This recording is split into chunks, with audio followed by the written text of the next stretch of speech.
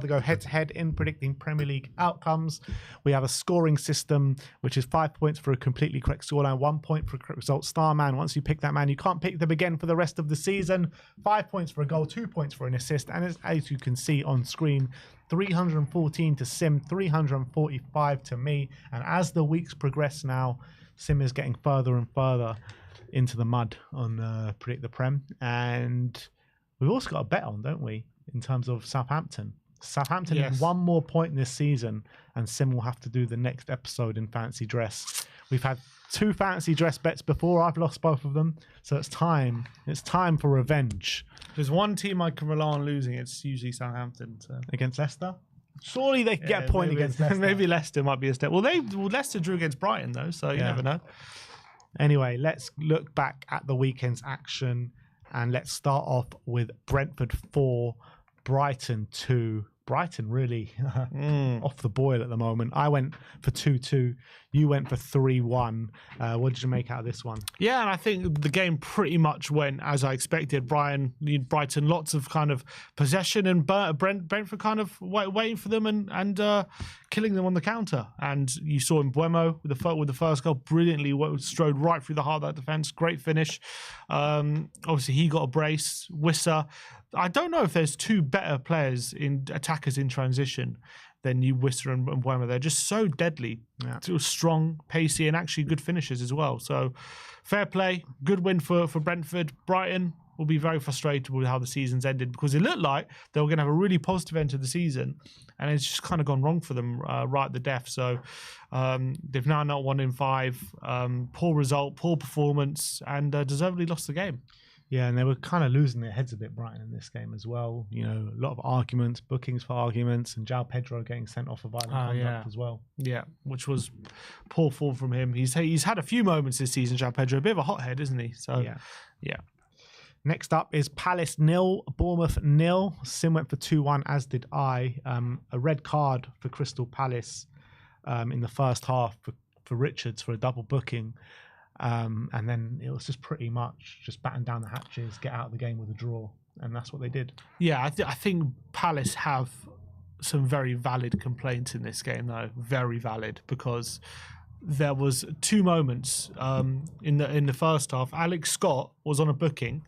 He then goes through the back of, I think it was Sarr, who was running towards the Bournemouth penalty box, and the referee gave him a final warning and didn't decide to book him, which I thought was a ridiculous decision. And then, literally a minute later, one of the Bournemouth players gets past Richards. Richards has the slightest tug on him, and he gives him a second yellow card, which I thought was a ridiculous decision. Then in the second half, another Bournemouth player does exactly the same thing on a yellow, and he doesn't book him.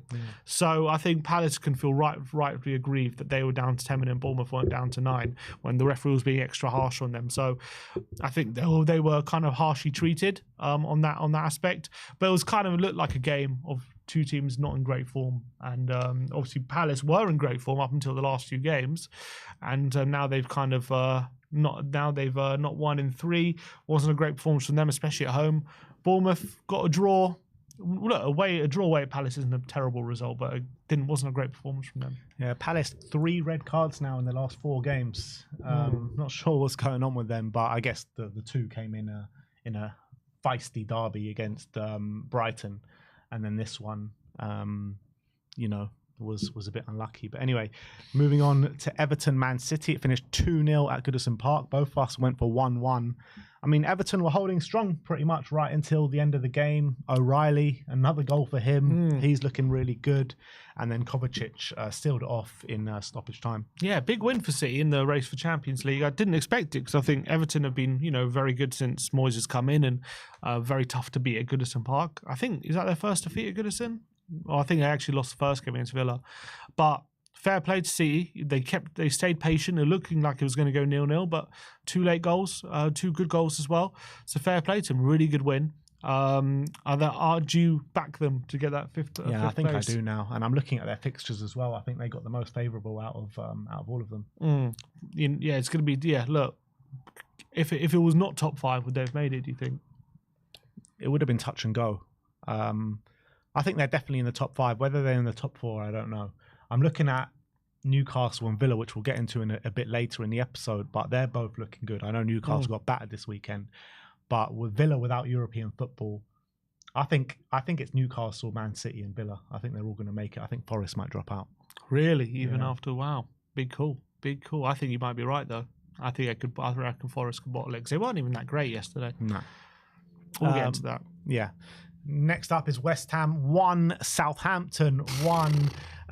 We both went for, big West Ham win, Sim 3-0. I went 3-1. And, Bowen scores at the beginning of the second half, and you're thinking, all right, standard, Southampton bottling it once again. But a 93rd minute equaliser for Southampton, which led to a bit of a tirade from Fulkrig after the game. We don't play football. Why don't we play football? The manager wants us to play football. We don't play football. We were shit. That's what he said. We were shit. And they definitely were. Happy. And they definitely were. And they're shit week in, week out, West Ham. And you're thinking, even with being shit week in, week out, Southampton at home surely is going to be 3 points. Do you think the fact that United and Spurs have been so bad has just led to West Ham just going a bit under the radar at the 100%. moment into how bad they've actually been, and especially 100%. Since Potter's come in? 100%. Because I think West Ham sitting in 17th with the team that they have, I think is ridiculous. Look at the players they got. Kudus, Bowen, Paqueta. Fulkrug's a good, I know he's been out for a while, but Fulkrug, Todibo, Kilman's a good defender. Wan-Bissaka. Yeah. I was predicting the beginning of the season to be challenging for Europe. They're such a great team. And they've been worse than even Tottenham and United, which is mad to think about because of how bad they've been. But still worse. Still worse. But still, I think they've been getting away with murder this season in terms of how much coverage they've been getting.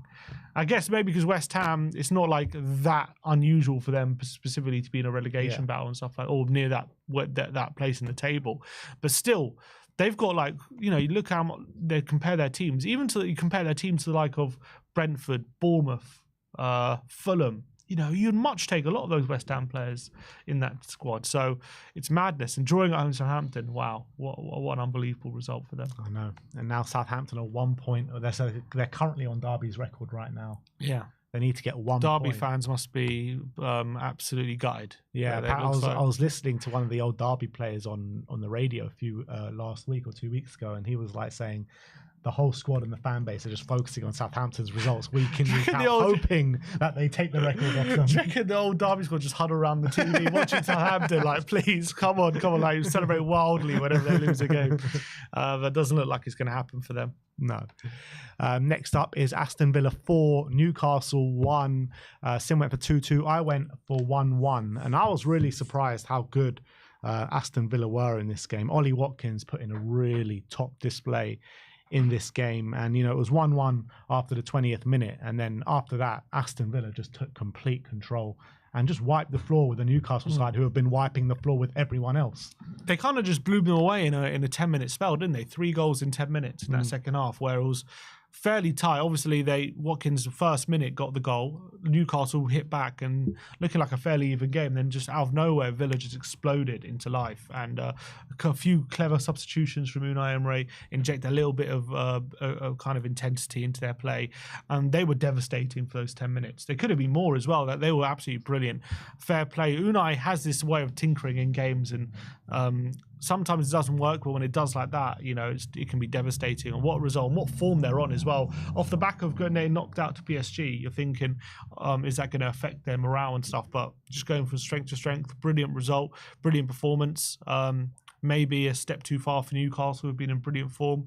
But Watkins was some interesting comments after the game, talking about he's one of those players who's always going to be battering down the manager's door when he's not playing. And he was fuming, he said, not to have played more against PSG. 20 minutes over 2 legs he played, which is, to be fair to him, he's got a right to be annoyed because he's been unbelievable for them for the last 2 years. And especially on their biggest night, all his hard work's basically led to that moment. And over 2 legs, he's gotten 20 minutes. Yeah, and also, he came on last week against Southampton, completely changed the game. He was, he pretty much inspired that victory against Southampton. In this game as well, he's been unbelievable in a 4-1 drubbing of Newcastle.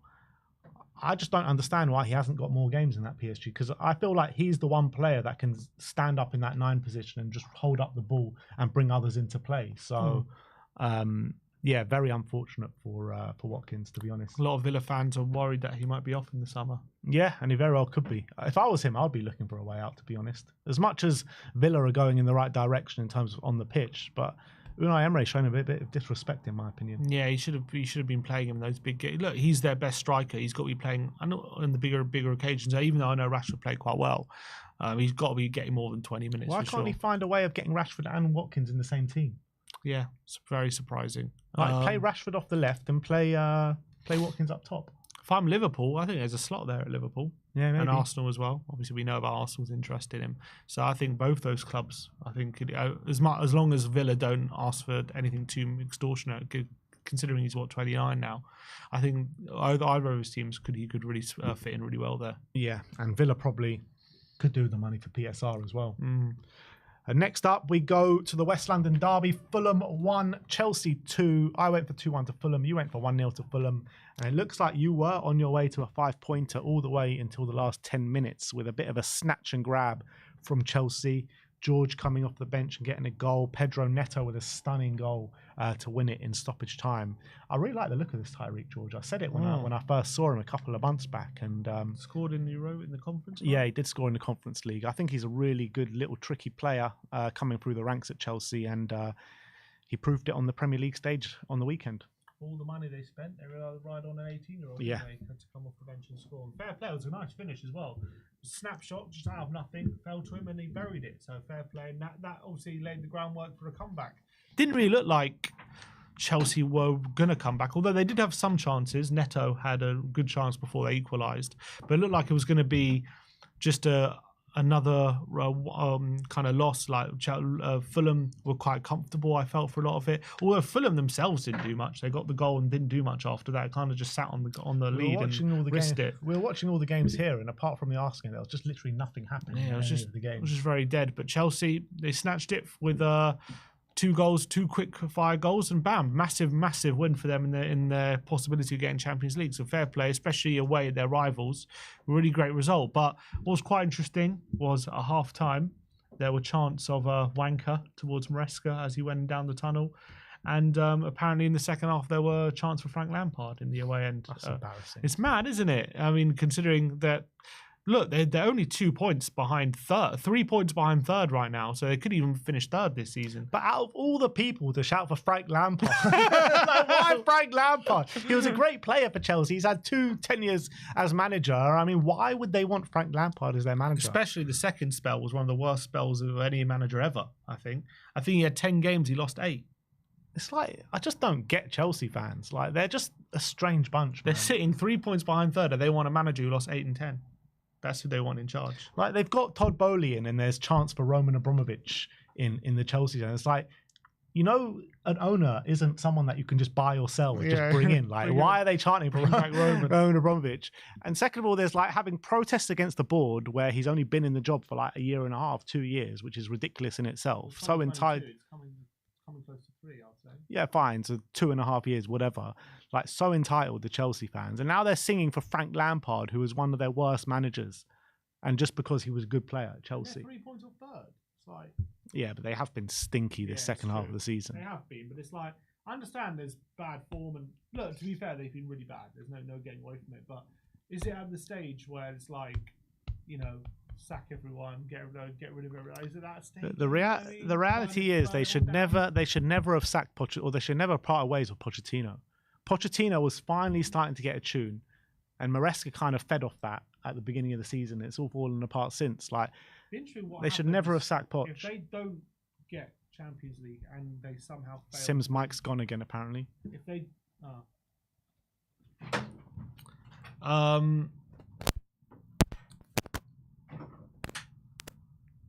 Is it back? Yeah. It'd be interesting to see what happens with him if they fail to get Champions League and they somehow don't win that Youth Conference League. If they fail to win it, it'd be very interesting to see what happens. You know what, though? That final of the conference, everyone's saying Chelsea, but that final against probably going to be Betis. Betis are a very good side. And Fiorentina have been not bad as well this season. season. Yeah, both of them. I think Betis will win that semi-final, but it could be one of the two, right? Chelsea will get into the final. They got like Jugardens or something in the semi-final. But that in a one-off game against a Betis or a Fiorentina, the way Chelsea are playing this season is not a given. Considering they just drew with Ipswich not long ago. Yeah. You know, there's no guarantees they'll win that game. Yeah. So that is Chelsea. We move on to Ipswich against Arsenal, which finished 4-0 at Portman Road. Sim went for 2. I went for 3-1.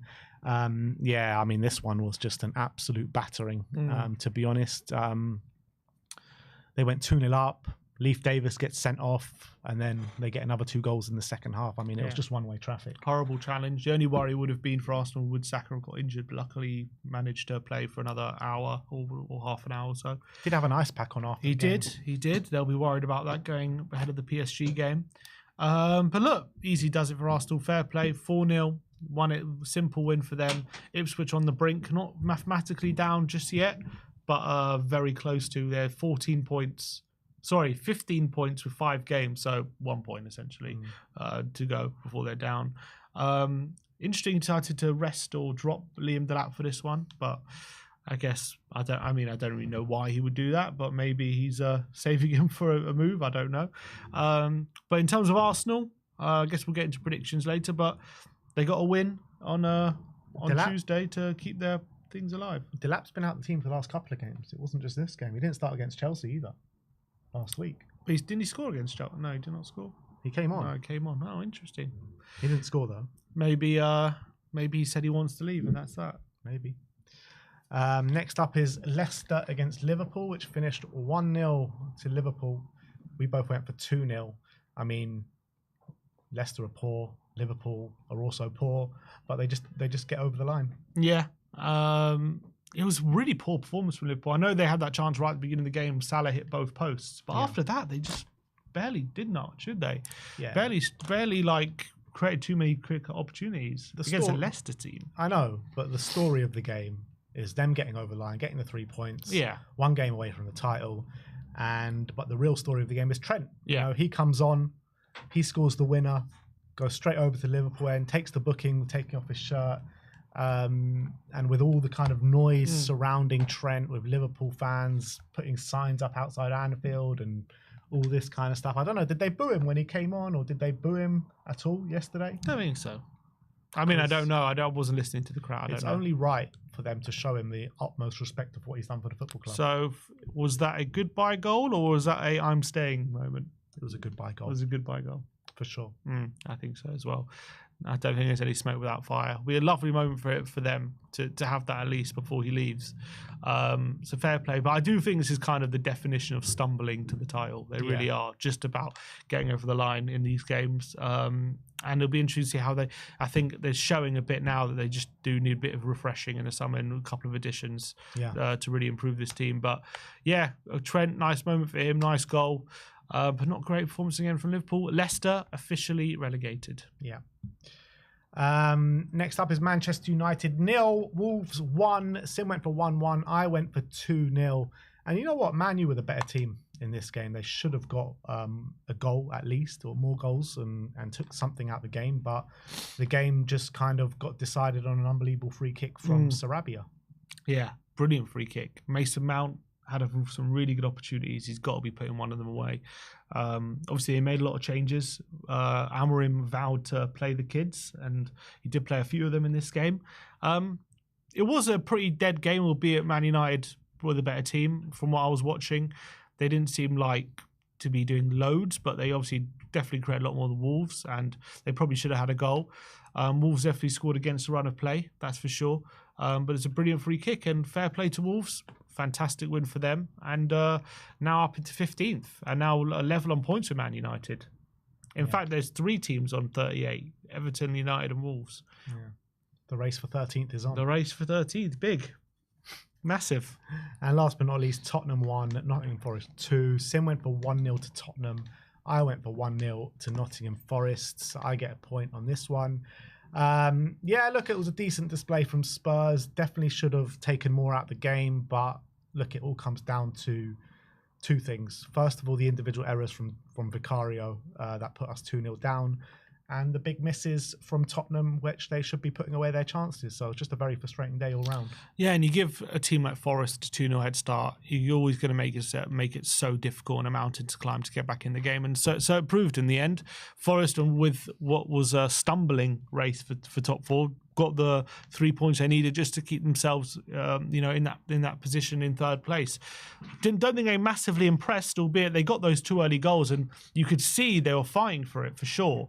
But they didn't play that well, and I think if they play like that going forward, they're going to come unstuck, I think. So they've got to be very careful. They've been in the top 4, though, for so long. It'll be a massive disappointment for them at this point not to get Champions League, and it was a great win for them. Tottenham will probably be massively aggrieved they didn't get anything out of this game. They should have. But when you make the mistakes that you do, that we have done, then you're going to get punished for it. Star men, Sim went for Mohamed Kudus, 0 goals, 0 assists. And I went for Matthias Cunha, who got 0 goals, 0 assists. So I think I gained 1 point on you from last weekend, which makes it 32 points is the gap going into game week 34. Look, all I'm saying is you should never celebrate too early. I've been guilty of that, so that's all I'm saying. Well, Liverpool have been celebrating for weeks on end.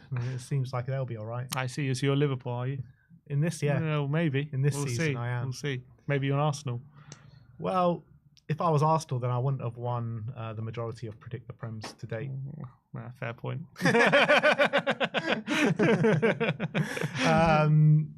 Yeah, let's make a few predictions for midweek. We got a game tonight, Man City against Aston Villa. Sim's gone for 3-2 to Man City. I've gone for a 2-2. Yeah, I think Man City, buoyed by a good win at Goodison. I know Villa had a brilliant game against Newcastle, brilliant win. But I just see, De Bruyne were looking for that last hurrah. I see Villa, as much as they're a good team, they're just not great defensively, and I can see them opening up Villa. So I went for a 3-2. Yeah, I'm actually looking forward to this game tonight. I think it's going to be a really good open game of football. Man City back on track. They're playing well. They're getting consistent points. Villa are playing some sensational stuff at the moment and getting consistent wins. So I think this is 2 teams on form going head to head. Couldn't really split them. Albeit if this was at Villa Park, I would have gone for a Villa win. But yeah, I just didn't know which way to go. I was thinking 3-2, but I just landed on 2-2 because I just can't see Villa losing at this moment in time. But I couldn't see Newcastle losing on the weekend, and they got absolutely battered. So yeah, I've just gone for 2-2. But yeah, I'm very looking forward to watching the game tonight. And tomorrow is Arsenal against Palace at the Emirates. Sim's gone for 1-1. I've gone for 2-1 to Arsenal. I feel like at the Emirates, Arsenal just going to have a bit of the edge over Palace, who, I don't know, they're a bit up and down at the moment, Palace. They were going for a really good run of form. The last couple of weeks have just been a few drop points from them. And I feel Arsenal just riding a bit of a wave with Saka back in the side. They've still got over a week to go till the game against PSG. I feel like they'll make more players, they'll rest more players on the week. Oh, actually, they're not playing on the weekend, are they? This is their last game before PSG. Yeah, that's why. Yeah.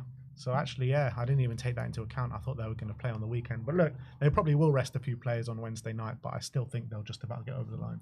Yeah, I just feel 1-1 for Arsenal has been a safe bet recently. And I feel the way Palace set up with the back three, they're going to make it very, very difficult. They're not going to give up the chances that some of the other teams who've played Arsenal. I think when Arsenal play these kind of more pragmatic teams who don't give them the space, they struggle a bit more.